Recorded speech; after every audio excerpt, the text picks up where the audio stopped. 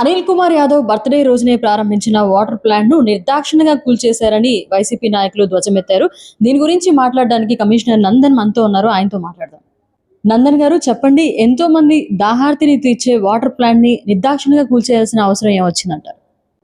వాస్తవానికి అనిల్ కుమార్ యాదవ్ గారి బర్త్డే రోజున వాటర్ ప్లాంట్ కూల్చేయాలని మా ప్రణాళిక ఏం కాదు. అది పూర్తిగా అవాస్తవం.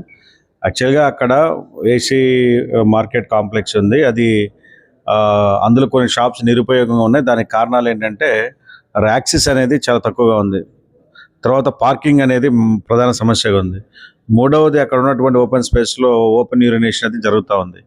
సో వీటన్నిటినీ మనము రెగ్యులేట్ చేయాలంటే అక్కడ ఉన్నటువంటి రోడ్డు విట్టుని పెంచడంతో పాటు ఎక్కడైతే ఓపెన్ యూరినేషన్ ఇదంతా జరుగుతూ ఉందో, తర్వాత ఆ స్థలంలో నిరుపయోగంగా ఉన్నటువంటి వాటర్ ప్లాంట్ ఉంది.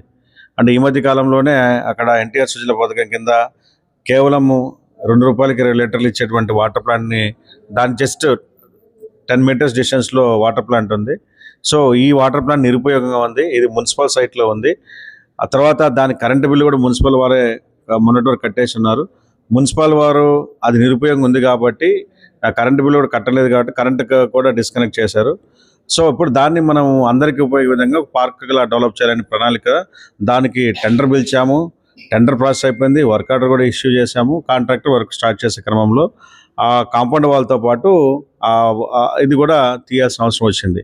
అయితే ఇక్కడ టౌన్ ప్లానింగ్ అధికారులు అది వారికి చెప్పి వాళ్ళ నోటీస్లో పెట్టి చేస్తున్నామని చెప్పారు, చేయమని చెప్పాం.